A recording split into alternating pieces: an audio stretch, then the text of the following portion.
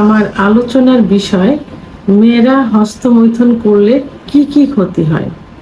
দেশের এবং প্রবাসের ভাই বোনদের প্রতি সালাম।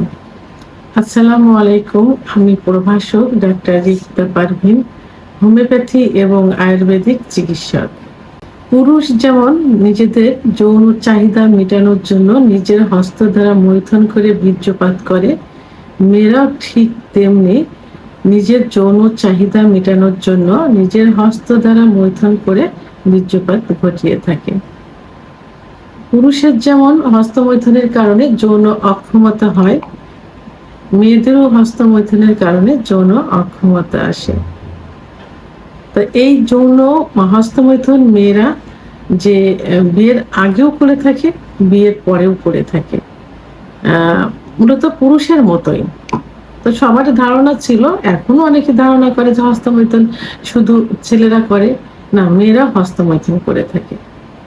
আর হস্তমৈথুন ইসলামের দৃষ্টিতে সম্পূর্ণ নিষিদ্ধ। এই জন্য হস্তমৈথুনকে কখনো সাপোর্ট করা যাবে না, হস্তমৈথুন থেকে বিরত থাকতে হবে। তো এখন মেয়েরা যদি হস্তমৈথুন করে থাকে, মেয়েদের যৌন চাহিদা আছে এবং তারা যদি হস্তমৈথুন না করে, মাসে একবার দুবার, মেডিকেল সায়েন্স অনুযায়ী বলছি, তাহলে কিন্তু অতিরিক্ত স্বপ্নদোষ হবে। আর অতিরিক্ত স্বপ্নদোষ এটা সব থেকে বেশি ক্ষতিকর হয়, কারণ পর্যাপ্ত পরিমাণ লিকুইড বের হয়, বীর্য বের হয় এবং ব্রেনের উপরে যেটা ইফেক্ট করে থাকে। এই জন্য হস্তমৈথুন মাসে 1 থেকে 2 বার করা যেতে পারে, সেটা খুবই সতর্কতা অবলম্বন করে করতে হবে। পুরুষেরও যেমন সতর্কতা অবলম্বন করতে হবে, মেয়েদের সতর্কতা অবলম্বন করতে হবে। বিশেষ করে হাতের নখগুলো যেন না থাকে, অর্থাৎ চারিগুলো কেটে ফেলতে হবে সুন্দর করে, কোথাও যেন আঘাত না লাগে। এবং যেটা দ্বারা হাতের বিকল্প যেটা দ্বারা করবে, সেটা যেন অত্যন্ত পরিষ্কার পরিচ্ছন্ন হয়, সেখানে যেন জীবাণু আক্রমণ করতে না পারে। এটা আসলে করা যাবেই না, এটা ইসলামের দৃষ্টিতে নিষিদ্ধ, একটা মান সম্মানের একটা বিষয়। কারণ পুরুষ করে একরকম, মেয়েরা করে যদি বুঝতে পারে, তাহলে কিন্তু সমাজে স্বামীর কাছে কারোর কাছে কিন্তু সম্মান থাকবে না, মুখ দেখাতে পারবে না। ছেলেদেরটা অনেকে কিন্তু মেনে নেয়, মেয়েদেরটা কিন্তু একদমই মানা যাবে না। তারপরেও যদি করে থাকে, সেই ক্ষেত্রে আমি সতর্কতা বললাম। এখন অবিবাহিত মেয়ে যারা যৌন মিলন করে থাকে, হস্তমৈথুন করে থাকে, তাদের কি হয়?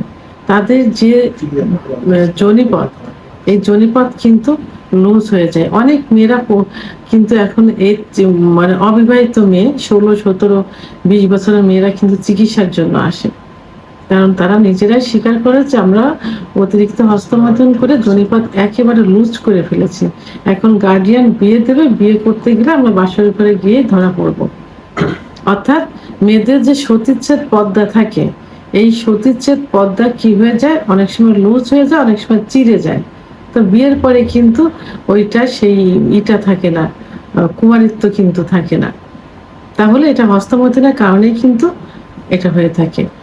এখন হস্তমৈথুন করতে গিয়ে দেখা গেল যে যোনিপথের যে ওয়াল থাকে, সেই ওয়ালে কোনো রকম আঘাত লাগলো, হাতের নখ দ্বারা বা চারি দ্বারা আঘাত লাগলো, যে কোনো আঘাত লাগলো, পর্যাপ্ত পরিমাণ রক্তক্ষরণ হবে। তো সেই রক্তক্ষরণে কিন্তু রক্ত শূন্যতা হয়ে যাবে, এদিকে খেয়াল রাখতে হবে। মহিলাদের যৌন উত্তেজনা উঠানোর জন্য যে প্রধান যে পয়েন্টটা থাকে, ক্লাইটোরিস, যেখানে অতিরিক্ত ঘর্ষণ দিলে, অর্থাৎ স্বামীর পুরুষাঙ্গ দ্বারা ঘর্ষণ দিলে কিন্তু যৌন উত্তেজনা আসে। সেই ক্লাইটোরিসে কিন্তু সেই যৌন উত্তেজনার যে অনুভূতি, এই অনুভূতিটা কিন্তু কমে যাবে। কি হবে? বিয়ের পরে যে এর প্রভাব পড়বে, তখন কিন্তু ওই সহবাসে গেলে সহবাসের ইচ্ছা থাকবে না, স্বামীর যৌন মিলন করার ইচ্ছা থাকবে না। ইচ্ছা না থাকলে তো অর্গাজম হবে না, অর্গাজম না হলে ওখান থেকে কামরাজ বের হবে না, ফলে যৌন মিলনে জ্বালাপোড়া অনুভব করবে, ব্যথা অনুভব করবে। তো ক্লাইটোরিসের এই অনুভূতি শক্তিটা নষ্ট হয়ে যায় হস্তমৈথুন করলে।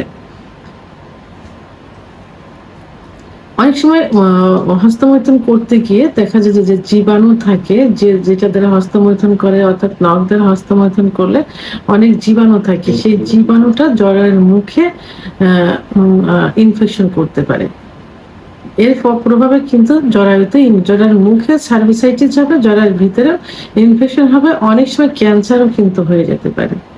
এটা অনেক মহিলাদের ক্যান্সার হওয়ার পিছনে অনেক কারণ থাকে, আমরা কিন্তু অনেকে জানতে চাই না বা কেউ জানে না। এই যে হস্তমৈথুন, এটা কিন্তু লুকায়িত থাকে। কেউ অনেকেরই ধারণা যে মেয়েরা হস্তমৈথুন করে না, কিন্তু জরায়ু ক্যান্সার হওয়ার পিছনে কিন্তু এই হস্তমৈথুন অনেকটা দায়ী থেকে থাকে। মেয়েরা হস্তমৈথুন করলে পরবর্তীতে বাচ্চা নিতে সমস্যা হবে, কারণ ডিম্বাণুটা সঠিকভাবে নির্গত হবে না বা তৈরি হবে না।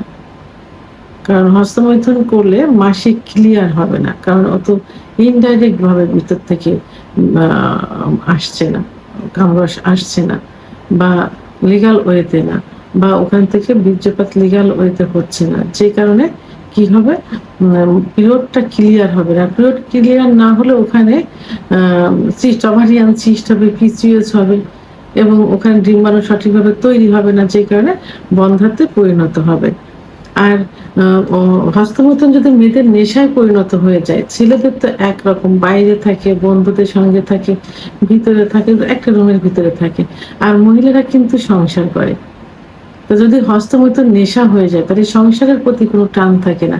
কখন স্বামী বাইরে যাবে, কখন শ্বশুর শাশুড়ি যাবে, কি বাবা মা যাবে, কখন একা একটা সময় পাবো, এই সময়টা খুঁজতে থাকে, যে কারণে ফ্যামিলির সঙ্গে সম্পর্ক নষ্ট হয়। আবার স্বামীর সঙ্গেও সম্পর্ক নষ্ট হয়ে যায়। স্বামী আছে, স্বামীকে বাদ দিয়ে সে মৈথুন করে বীর্যপাত ঘটাচ্ছে, এতে স্বামীর সাথে সম্পর্কের অবনতি হবে, এবং স্বামী বুঝতে পারলে সংসারে অশান্তি হবে। অনেক সময় কিন্তু ছাড়াছাড়ি হয়ে যায়, স্বামী যদি বুঝতে পারে যে তার ওয়াইফ হস্তমৈথুন করে থাকে।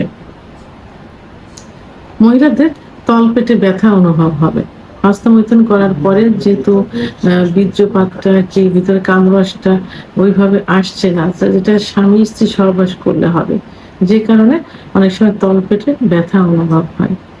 এবং হস্তমৈথুন করার কারণে যে ছত্রাকের আক্রমণ ঘটে, ফলে সেখান থেকে এক ধরনের সাদা সাদা ধাতু নির্গত হয়। এই ধাতুটা অনেক সময় চুলকায়।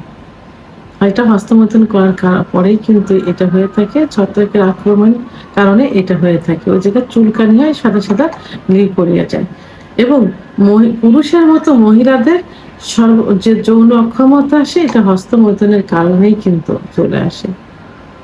তো এটা এ সম্পর্কে অনেকের ধারণা নেই। তো আমি আজকে একটা ফ্যামিলি যে গার্ডিয়ান থাকে, সেটা তার বাবা মাকে উদ্দেশ্যে বলবো, আপনার সন্তানের দিকে, আপনার ছেলের দিকে যেভাবে কেয়ার নিচ্ছেন, আপনার মেয়ের দিকেও সেইভাবে কেয়ার নেবেন, যে মেয়ে কি করছে।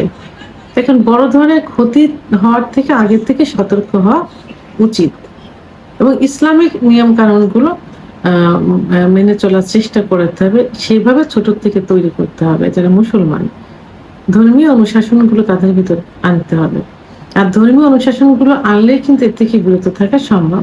আর যারা অন্য ধর্মাবলম্বী, তাদেরকেও এই যে ক্ষতিটা হচ্ছে, এটা কিন্তু মুসলমান, অন্য সম্প্রদায় সবারই হচ্ছে, মানব জাতিরই কিন্তু এটা হচ্ছে। তো অন্য সম্প্রদায় যারা থাকবেন, তারাও নিজেদের সন্তানদের সেইভাবে তৈরি করবেন, এবং নিজস্ব ধর্মীয় রীতিনীতিগুলো মেনে চলানোর চেষ্টা করবেন।